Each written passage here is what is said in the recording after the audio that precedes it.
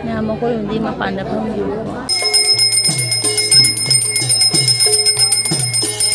Boleh tu. Cuci ngomong.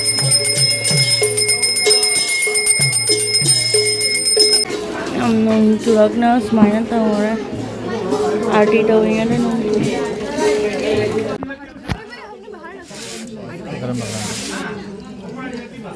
काम बहुत ज़्यादा करने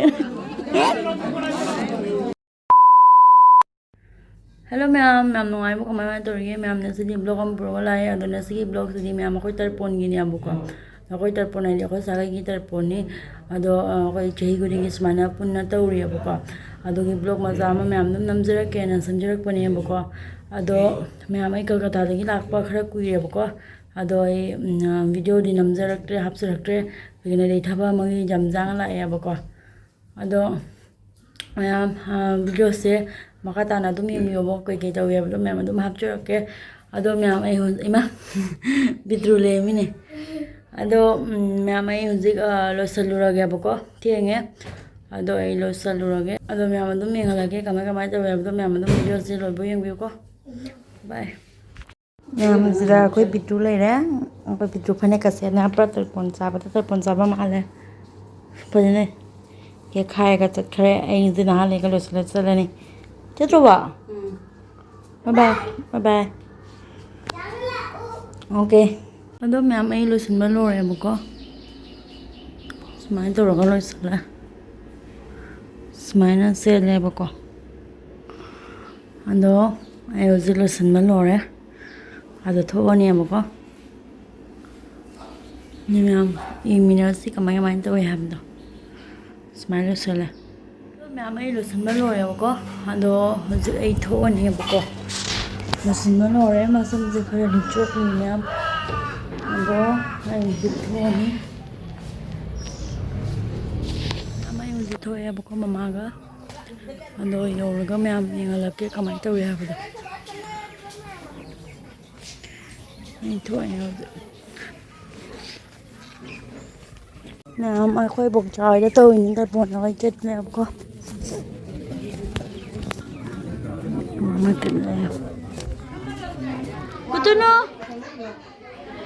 कुतनो मा खुदै चलियो ने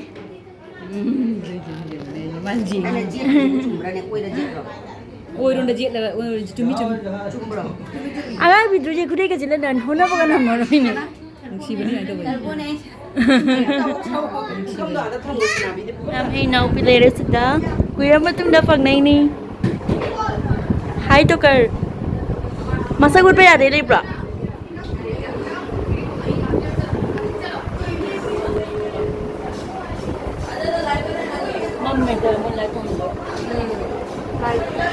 अदो मैम सिदना इनाउ पिनाउ पासिंग इना सुन थबक तो इना मोइ सिगने अतोप रूम द पंजा सना लेरा मैमको अदो आइना वीडियो काप से उबदा मोइ सनब लोइसन गरे इकाइना वीडियो काप कनोना हाइबको अदुगा आइना सु मेमोरी मचा मोइना मकेना कापचा बने अखोई sagai gi इनाउ पि इनाउ पाना तने अमको अदो सिदा तविसि देंगो सुगाम पिक बसिगा सनाइजे अदो मैम पिक्चर बै वातनी को मखुज याम कले आई ट्राई तौरे को मखुज याम न कले माइ मखुज से को अदो मुक्पगा नम दिएबको अदो सुमाइना नम चक नाइबो इना मैम सुमाइना खोइ नम टाइम पास तौरे अमको अदो याम सुनु आइखरे yang sinjiga smai time pass to bose मैं हमें लाइक खुम लो रे कोई खुम बदन नहीं आई नहीं तो सनागी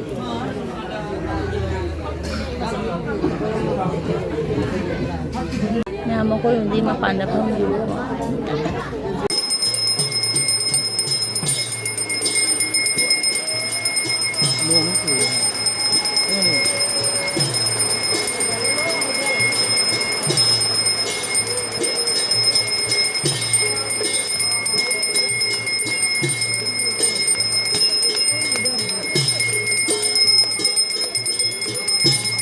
जाने ले नों चितरक ना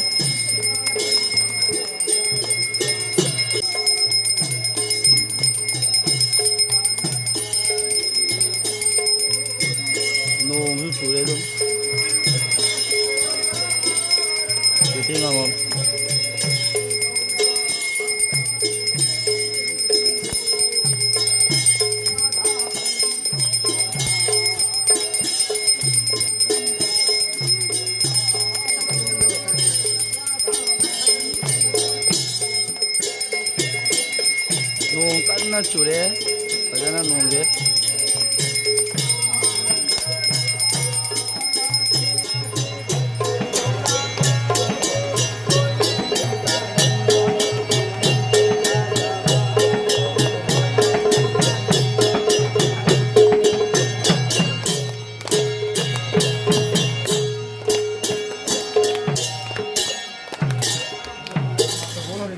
Hey, bol.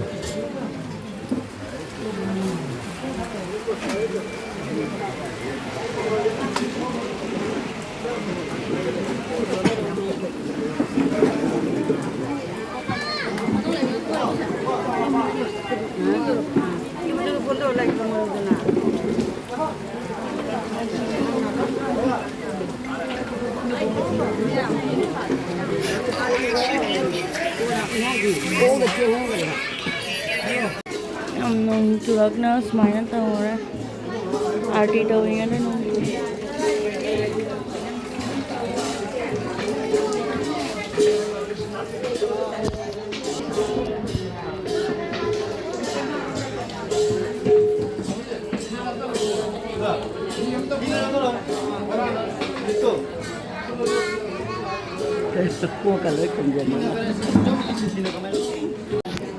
Yam chak चालू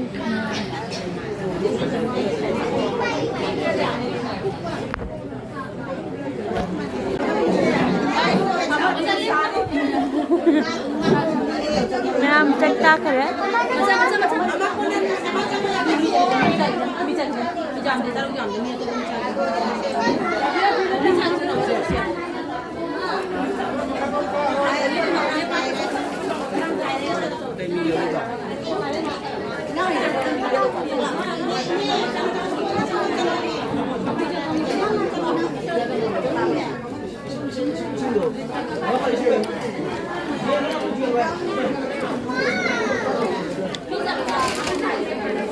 Really?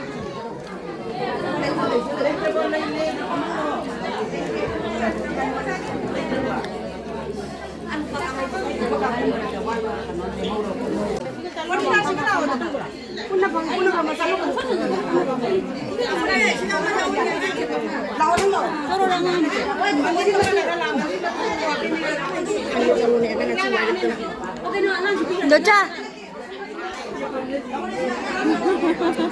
Koi ngangong ni pakhang macha hogalak pa ngatani ngo. Adoni ai na jugali je. Nang kai haning na haro chida camera mamang da haro. Ai kang ni to karo.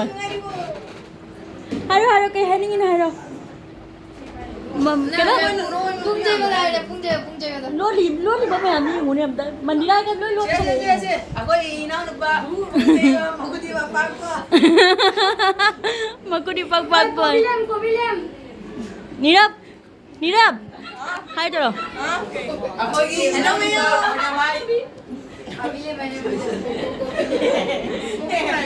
nung manoy me ampun ba kauraga na mukbang to minatare mukbang asidi mukbang na nandun sini nangsu ay kada ay papa si papa si Akhoi John Cena kanana jo jina se yeah what is ये part थोड़ा cut करना नहीं करना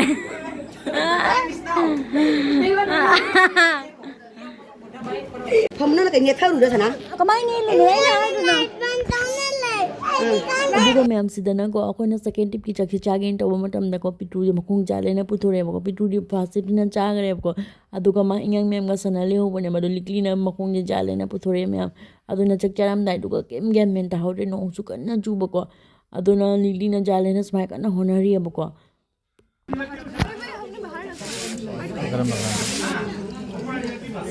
काम बहुत ज़्यादा करने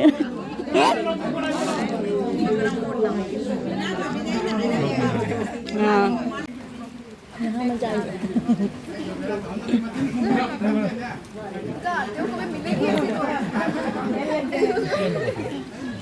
अरे मैं आपको ना जो क्या है ना नोंग से समाने जो तो रेबको आपको नोंग से सागने है ना वो डिपांड से पसंद खला उधरे बको